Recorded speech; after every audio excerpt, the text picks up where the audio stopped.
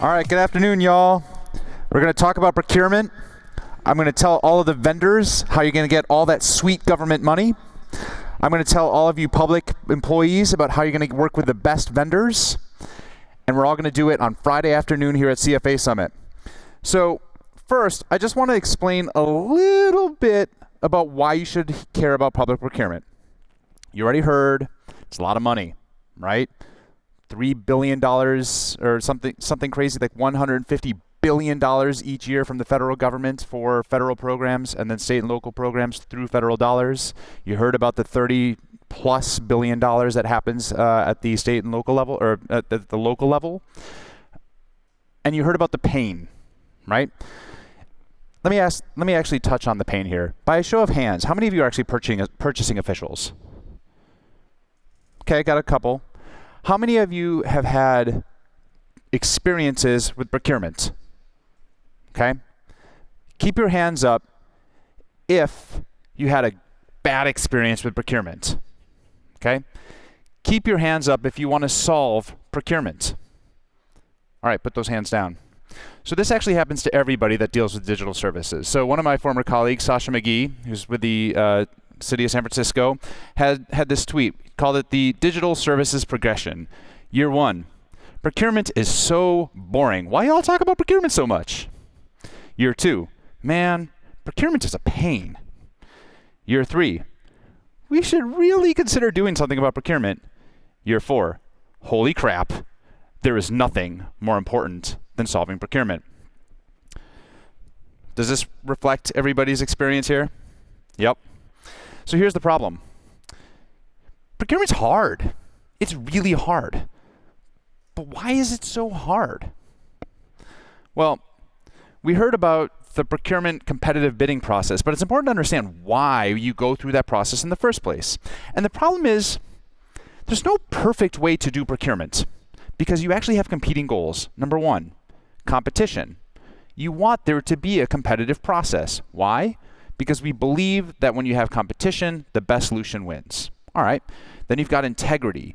We care about the fact that these are taxpayer dollars. You want to make sure that these taxpayer dollars are not going to a friend of a political official. Instead, you want it to make sure that it's going to the best vendor. You want there to be transparency. You want to make sure that everyone understands how taxpayer dollars are being used. You have efficiency. Hold on a second. Efficiency, you want to make sure that this process goes fast. But wait, you also just had this competition, integrity, and a transparency process. You want it to be a customer satisfaction experience where you want the buyer to be really satisfied. Well, what if the buyer doesn't want to have competition or integrity or transparency or efficiency? But wait, there's more. You still have best value. You want to make sure that the dollars that you spend are actually the best thing for the government, even if it's not the fastest, even if it's not the thing that brings the most satisfaction. Then you also have wealth distribution. We have all these other considerations. We want women and small businesses, minority-owned businesses. We want service-disabled veteran-owned small businesses to be able to access government contracts and to remedy past discrimination. But then you also have risk avoidance, right? We don't want to create a lot of risk. That's crazy. We want to make sure that we keep our risks minimal. And then on top of that, you want uniformity, right? We should be able to have the same thing across all of the agencies. So you've got these goals, and you can see how they are at tension with each other. And so how does this really play out in practice? Well, let's take an example. How many designers in the room? Got some designers in the room? All right, handful. All right, so let's say you're a designer. Put yourself in the head of a designer. You love Photoshop. So you're like, hey, I want Photoshop, right? And you say, I really need Photoshop to do my job effectively. That's how I get all of my graphics done. So go to the contracting officer and say, I would like to buy Photoshop. Well, where's the competition, right? Oh, that's a competing goal. What about the transparency associated with how you made that decision? So then you come across somebody who's like, why don't you just use Sketch? We already have Sketch. Uh-oh. Right? So someone's like, I've got Photoshop, I want Photoshop, but someone else is like, why don't you just use Sketch? What about uniformity? So then they say, I got it. You know what? If you want Photoshop, I've got a solution for you. Just give me some documentation, right? Justify it. Create some paperwork that explains why Photoshop is going to be better than Sketch, and Sketch won't cut it. All right, so take a moment and think about the tools that you use every day. And imagine justifying why for every single tool that you use, why that's the best tool for your job. If you start to think about that, things get really complicated. So if you think this through, eventually you go, yeah, you know what, forget it. I don't even need Photoshop. I'm fine with Sketch. And you just then throw your hands up and say, procurement, unalterably broken. This needs to be fixed, right? And if you think that this is some sort of unique thing in government, realize in the technology space, engineers can't even agree whether Vim is better than Emacs. Answer Vim. Also, you can't answer whether it's GIF or GIF, right? So how documenting thing A versus thing B is actually going to pass muster under the light of public scrutiny is actually a really difficult thing. And when you play these conversations out at scale, well, that's why procurement is hard. Oh, and don't forget one other thing. Whatever you decide, someone after the fact is going to come and say, you made the wrong decision.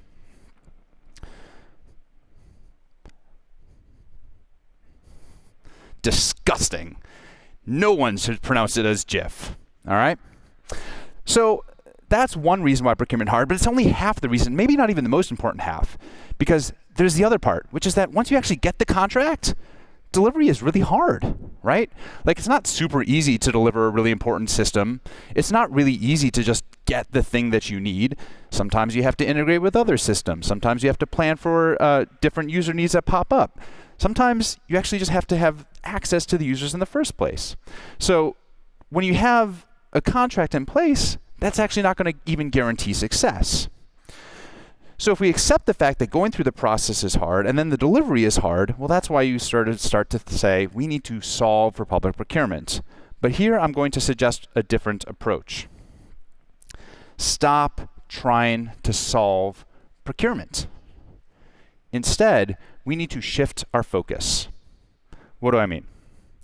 So before I got really into procurement, I was really into local politics. And the thing that I learned in local politics is that there's actually 5 T's. Has anyone heard about the 5 T's?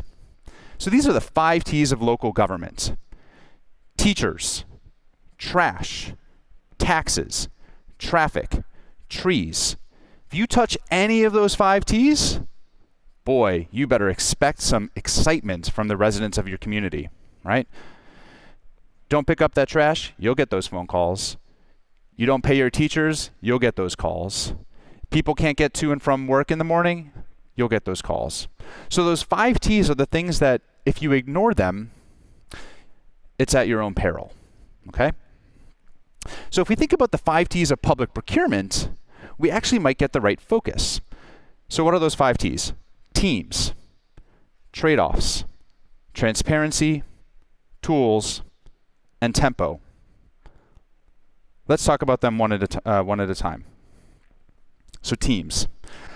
I start with teams because this is actually the most important thing. It turns out that the biggest problem from a procurement perspective is that people don't plan their team soon enough. They wait till the very end, if ever, when they form their acquisition team. What do I mean by that? So usually what happens is that you have the program, right? I have a need. I'm a designer. I need Photoshop. So then what do? You go to your IT department and you say, hey, I need Photoshop.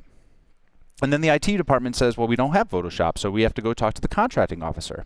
So then they go to the contracting officer and they say, hey, I need Photoshop. And the contracting officer says, I don't know what Photoshop is. We got Sketch. That seems fine. You go through that process. But then, after that, here's the crazy thing. As part of the Macarena, you still have to go talk to the lawyers. You still have to go to talk to budget. You still have to go talk to the competition advocate and the small business department and all of the other players who are actually involved in a procurement. And then, check this out, even after you've done all that process, then you go talk to industry who's never dealt with any of these conversations beforehand, and you're like, yo, can you just respond to this RFP?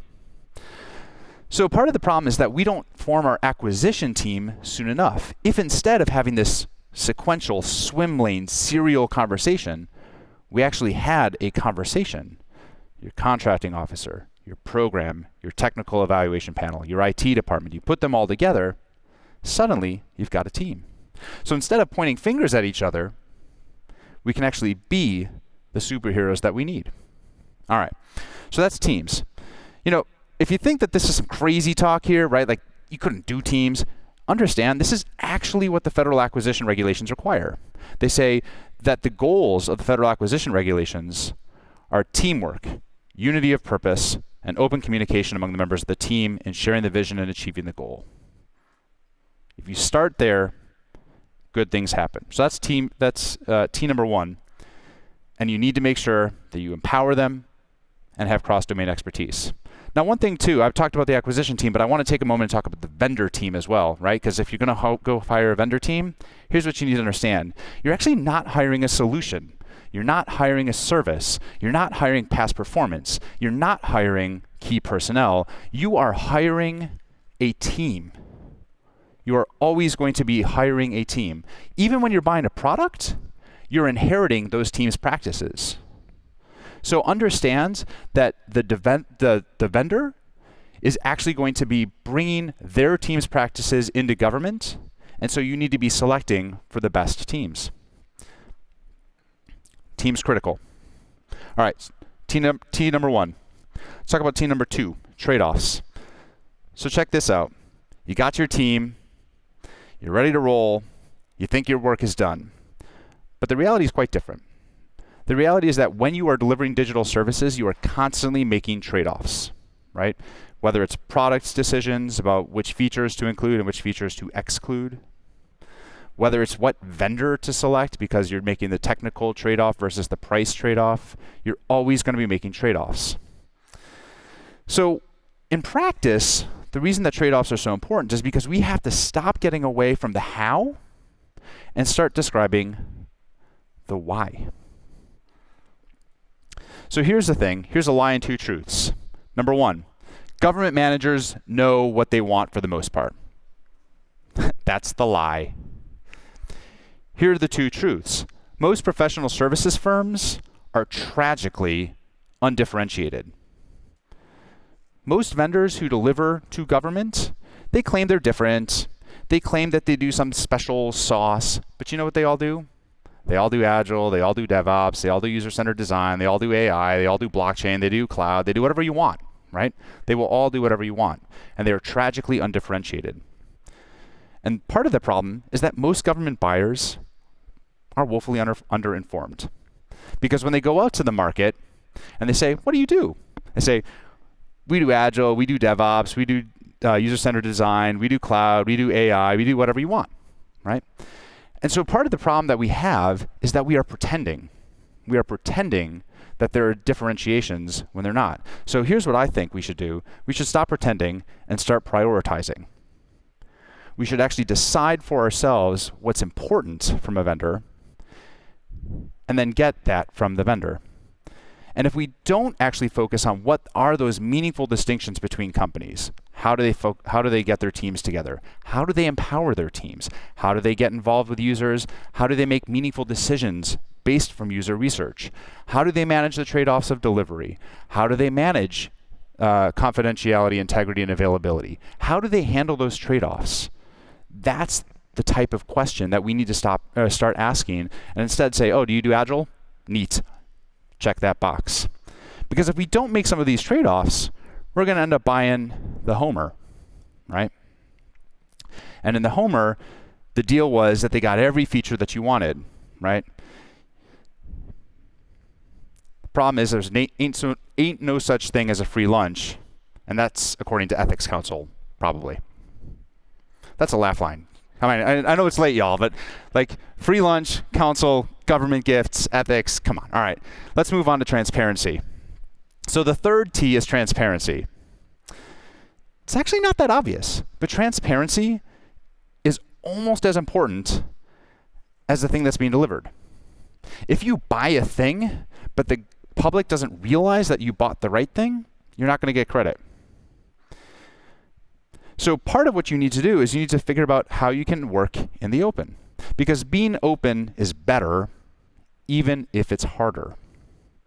And I've always been able to find in my own experience that when you choose to work in the open, you're going to get better results, whether that's open source software, whether that's being transparent with your users about what you're going to deliver and what you're not going to deliver, whether that's how much do things cost and how much are you not sure about what it should cost. Transparency is often messier, but in my experience, you're going to get better results when you open yourself up to observation. Just a reality. And then we get to tools. I love tools. Here's the thing that's crazy about tools. Remember the Photoshop thing and the sketch thing? For some reason, and I don't know why this happens, people assume that tools are all the same thing, right?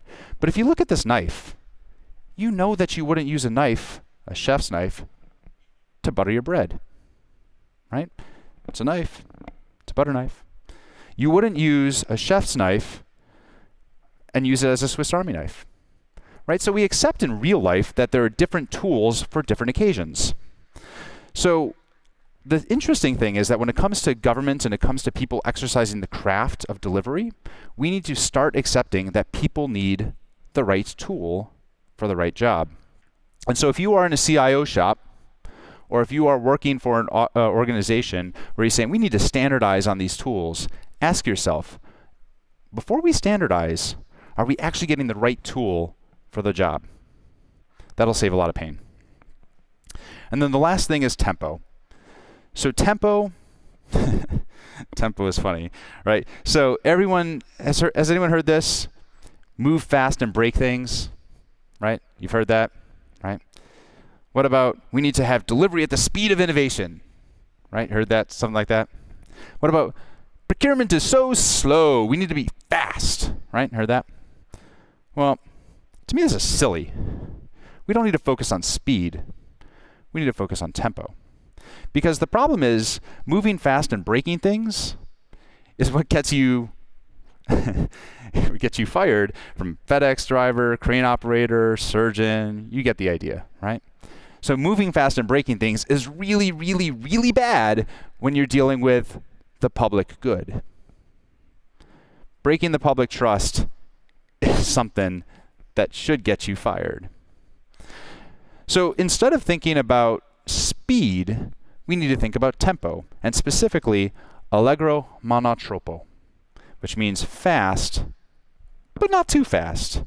Because if you focus on the tempo and you have that cadence and you understand how your flow and your movement, you're actually going to be able to get better results. So that means managing your work in progress. It means focusing on small batches, measuring the cost of delay, all the things that we talk about in product management. But applying those same principles to procurement is actually going to get you the right outcomes. All right, so you've got these 5 T's: teams, trade-offs, transparency, tools, and tempo. And I want you to think about those those T's when you think about the question of solving procurement. Because procurement is hard. Procurement matters, and we can only make it better together. But once you've started to embrace the concepts that procurement is actually not something that needs to be solved, but instead is a practice, you can achieve the next level. If level 1 is procurement is boring, level 2 is procurement's a pain, level 3 is procurement feels important, level 4 is not more important than solving procurement, level 5 is using the phrase excited to get this one home safely, get this one home and in the barn safely when talking about a purchase order. That is the level that we need to achieve. That is the true wisdom of approaching public procurement. So I will ask you today, as you go home and you think about the next time someone says, we need to solve procurement, we need to fix procurement, don't try.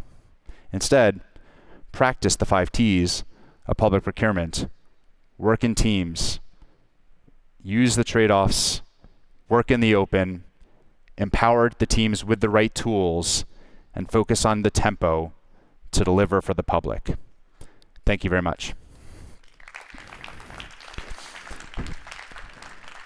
So we have a little bit of time before we end. And so Annie and Mari are going to join us. And Corey is going to answer any questions that you all may have. I will not answer questions. I'm sorry. Corey is going to have the microphone so that we can answer while the you question. ask a question. That's so if you have what I a mean. question for Dave, Marielle, or Annie, come join me over here, and we'll get it right up to them. Questions? These are some of our nation's procurement gurus. Take advantage. Come on up.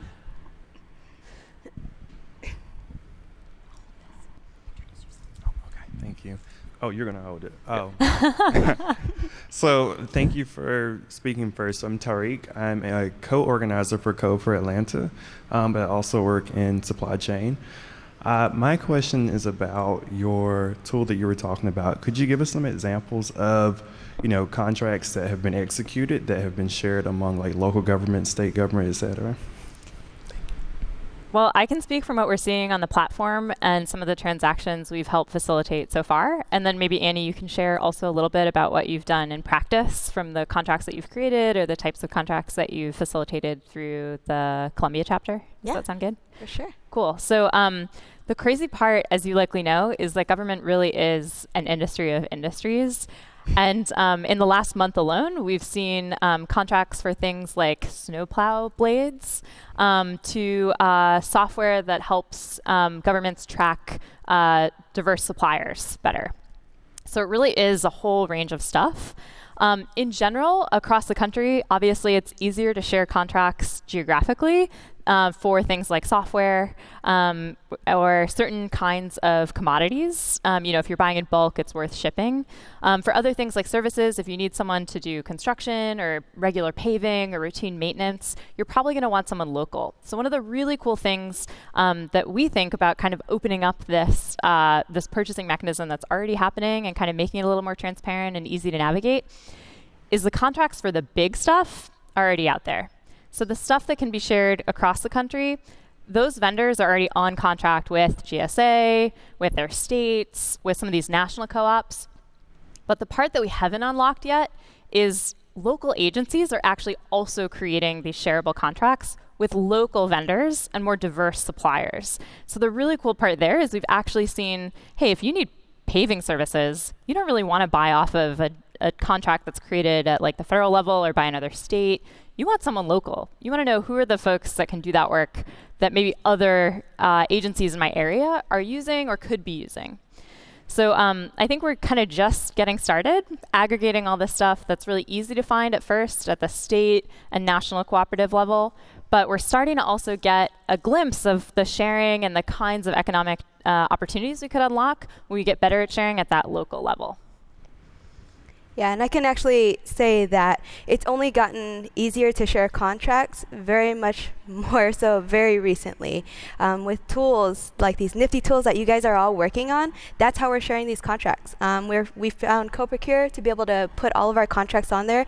I think like Sacramento County, if anybody's from there, has like shared all of their contracts on that platform, which is pretty cool. At Multnomah County, we are actually trying to do that through this thing. You probably all know what it's called, like an API, whatever that means. From our e-procurement system onto that platform. Sorry, I don't know tech, so API, this thing, I'm working on it. And we're doing this at Multnomah County. Cooperative purchasing language, I've seen in the last 4 years that I've been in government really significantly grow. That language was not always kind of standard, and I'm seeing more and more at other local government agencies. They're trying to include that cooperative sentence, that paragraph. It's like 3 sentences long in most of their procurements, and then hopefully in their contracts, so that we can all share that work that we're all using. So just to put it at the federal level, federal GSA Schedule 70, which is the IT contract for federal purchasing, has a cooperative purchasing clause that you can choose, and then if you are on Schedule 70, you can actually sell to state and local governments if state law allows. Annie and Mari, where can folks find that 3-sentence magic nugget to include in contracts? Well, we have some writing that's coming out, in part potentially co-authored with Code for America that'll be out soon. But yeah, we've gotten a lot of questions. What we found is buyers, like Annie, know about this, but public servants doing the work or needing the tools, if they haven't spoken with their procurement or they're a little scared of their procurement teams, don't often know that this mechanism exists. So, and neither do suppliers, especially if they're smaller suppliers. So we're starting to write more content to also help folks get a grasp on, hey, if we want to put cooperative language into a contract, can we at least take a look at what other agencies are using? And for suppliers as well, a couple things to think about are making sure that language is in the original bid solicitation and the resulting contract. And then thinking also about how you craft or articulate your pricing schedule or the items or services that might be purchased off of that contract in a flexible enough way that other agencies can take a look and understand, okay, this is how we'd work with this group. Okay. Hi, I'm Dan Fay. I'm from Code for Sacramento. I was just curious, and you may have sort of answered this a little bit, but how are you getting like most of your contracts into the system? It sounds like there might be some like existing systems through APIs. Are there also just like bulk uploads or like, emails or something? Yeah. Yeah, I can actually answer that. So on CoProcure's website, there's actually literally a blue button you can click that says share your contracts. So I can drag all my contract documents and share it on there. And actually, it saved me a lot of time. So for example, I've got this construction contract that I've got a lot of people asking about. It's called job order construction contracting. It's kind of this new contracting method. But anyways, in the local area, not very many people have been able to successfully go out for a procurement for it. And if they would like to just try it out, this is a great way for them to try it. There's cooperative language in my contract, and instead of just sending it via email to like 10 people a week, what I can do is I can just drop it in that portal and upload it there, and I can just tell them, hey, go to coprocure.us, and they're able to find it there. It's pretty cool. Yeah, so there is a lot of data that's out there in addition. So at the local agency level, that gets a little trickier because you're talking about how do we integrate with your e-procurement systems, or if someone in your network has requested a contract, how do you share that through a tool that's more replicable rather than just via email, kind of one-to-one. So that drag and drop is available. There's also, we have our hands full really aggregating a lot of the data that's already published and it's out there. It just lives across the dozen or 20 or so tabs that a really experienced buyer like Annie would open up and kind of flip back and forth through. So we're really just starting by aggregating and pulling in a lot of that public content. And then with certain agencies that are a little bit, I guess, more proactive or eager to share, we're either able to scrape if they already published their contracts. So St. Louis County in Missouri, for instance, was like, how do we get on there? And we had a little back and forth, and it was like, oh, you already published your contracts. Cool, we'll just pull them all in. That's great, really easy. And then for others, it is integrating with their systems or even dragging and dropping single contracts, again, as an alternative to sharing via email. Hi, my name is Rachel, and I work for a vendor that contracts with local governments. And I'm wondering, I hear you say that it's pretty effective and totally legal for governments to piggyback off of other contracts. But I'm wondering if the reason why we don't see governments doing that often is because of a lack of knowledge, or what the unique hurdles are, especially in bigger contracts, that prevent a government from being able to use somebody else's contract. So the average dollar spend off of a cooperative contract is actually larger at the local level than off of a contract that a government would create on its own. So it's about $90,000 versus about 72, 75, something like that. So there is a lot of buying activity that's happening. I would say the knowledge is very unevenly spread. So even within a purchasing department, if you're newer to purchasing, you might not be as familiar. And I know Annie's done a lot of really awesome work to sort of let folks know. And then of course also on the vendor side, like coming in and saying, no, you can use this contract. Well, the risk is still mostly on the government side. So a lot of it also is making sure, hey, okay, I know this is okay. I won't get in trouble for using this. In fact, like all my boxes are checked. So I know Annie has like a nice little checklist that they've helped create and distribute, but I would say it's sometimes hard to know for sure. And the risk of messing up feels very large. So that's also one reason we see folks defaulting to just creating it on their own. Yeah, and I'd like to say that for government buyers out there, if you're there, there are some resources that more and more are being put out there for us. There's this roadmap to cooperative purchasing, and actually as suppliers, it's actually out there if you guys want to look for it. It's out there, and it helps you to explain and see what we need to include as cooperative language, just kind of what we do to compare and kind of benchmark contracts that have this cooperative language. So more and more resources are being put out there for us, and I just think that's just awesome. Thank you. Yeah, and the other I mean, one of the challenges that you'll see is that oftentimes contracting officers or purchasing officials, they're trained in one area, right? So they only do construction contracts, or they only do simplified acquisitions for IT, or they only do other commodities. And so one of the things that we actually really need to do is we need to do a better job of communicating across silos, so that contracting officers who may have never done a cooperative purchasing agreement and never purchased off of another contract understands that it's okay, because we're doing a better job sharing our experiences and learning. And so that's one of the other challenges, that you often have these silos even within a contracting office, so that people don't feel comfortable and confident in using the right approach. Yeah, I think one piece we've sort of noticed, is also like the first question a lot of times for cooperative folks that are searching on the platform and the tool that we're building is like, is what I need in this contract, right? Like even just figuring out the scope, and that can be a mess depending on how your contracts are created. The super savvy and seasoned procurement folks are willing to look through like 200 pages of contracts if there's the promise that they might be able to purchase, make a better purchase. The second question, of course, is can I use this contract? Like if this has the scope that I need, am I actually going to be breaking any rules if I purchase off of that contract? And so we're learning like, yes, cooperative purchasing is allowed across the country and supported, but there can be some slight nuances, jurisdiction to jurisdiction, that also can trip up vendors who are trying to be well-intentioned and say, you can use this contract, but might not know actually the local rules, and also the purchasing staff. So like one of the wrinkles that we learned about working with the greater Portland metro area is actually, if you want to use a cooperative contract in Oregon, you better have put that out for bid and advertised it in the state.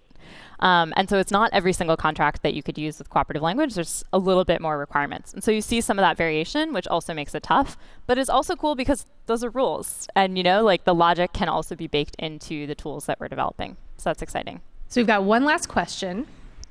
You've just started to address this, so this may feel redundant, but I'll try to be request a more thorough response. The fact that you've placed a contract on your platform implies that it's a good contract, and yet there are mistakes that happen in those, and hopefully they're kept to that one single occurrence because every subsequent contract is independently created. But now you're potentially spreading a single mistake into more jurisdictions. So how thorough is your internal process to ensure that the contract is well drafted? Yeah, great question. One that we also think a lot about. And we're not equipped to handle yet, but want to bake in longer term to the work that we're doing. So the way it works right now is you can't evaluate. You just can see, hey, there's a contract here. Who created the contract? What does their process look like? The next step is actually being able to track, hey, who's used that contract? So that feedback loop isn't as strong yet. And in fact, there's a whole economics of cooperative purchasing, which we didn't introduce or get into, around, basically like when you have a contract and you're using that contract to make more sales, oftentimes the vendor is supposed to self-report the sales back to that original authoring agency that helped invest the time and resources to hopefully think through a really good contract. So the more it's utilized, that should give some indication, at least it's been used by others, and what feedback have they had about it. So that's kind of the next like more immediate horizon. Annie, I know this is something we've thought a lot about as well, so I don't know if you have anything to add. Yeah, I've actually asked the same kinds of questions, like how do I know that this is going to be a good contract? Well, at the end of the day, I know that as a contract manager, it is up to me to review all terms and conditions of that contract to make sure it is going to be good for me and good for my agency. That's called due diligence, right? We got to do our own due diligence check. And I know I'm preaching to the choir. You guys are all in procurement, but we've got to do that. Not one contract is going to be a one-size-fits-all, 100%. But the nice thing is, when I see contracts out there for things like interpretation services, which is something that I'm actually going out to bid for, I can actually glean from that contract and start my market research right there. Someone else has already kind of gone through and thought about how to phrase these requirements, because you know what, I'm not a technical writer either, but someone else has very eloquently put it in plain English just a little bit better than I could have, so I'm going to adopt some of that language and I will put it in my contract. So I think one other piece that comes up a lot is just there's so many ways to write a bid and to write a solicitation. I remember when I was leaving government, I was really I was really obsessed with this idea of like, what would a common application for procurement look like? Like, how could we standardize or move toward a more standardized way to write and evaluate and manage these contracts? And the common application in education, of course, was a bunch of universities getting together and saying, this is now our standard and we'll accept this. I think our longer term picture is we can kind of come to more standardization and better conversations about what's working well, what's not working, when we actually have enough data and folks like participating in a place to share those conversations. So I think overall we're excited to get a better glimpse of how do you write a really good contract for software? How do you write a really good contract for job order contracting? And what are those different approaches? And how can you, again, kind of compare and benchmark and ultimately choose the one that's the right one for your agency? But don't just stop at the contract. You can't just say, I've got a perfect contract, everything is going to go great. Again, you have to focus on what happens after the contract is awarded and make sure that you've got the right team and the right oversight and the right management all the way through. And that really is the fundamental act of what we have to do. It's not just buying the thing, it's actually delivering the value to the public. Join me in thanking Dave, Marielle, and Annie. Thank you. Thank you. Cool, thanks.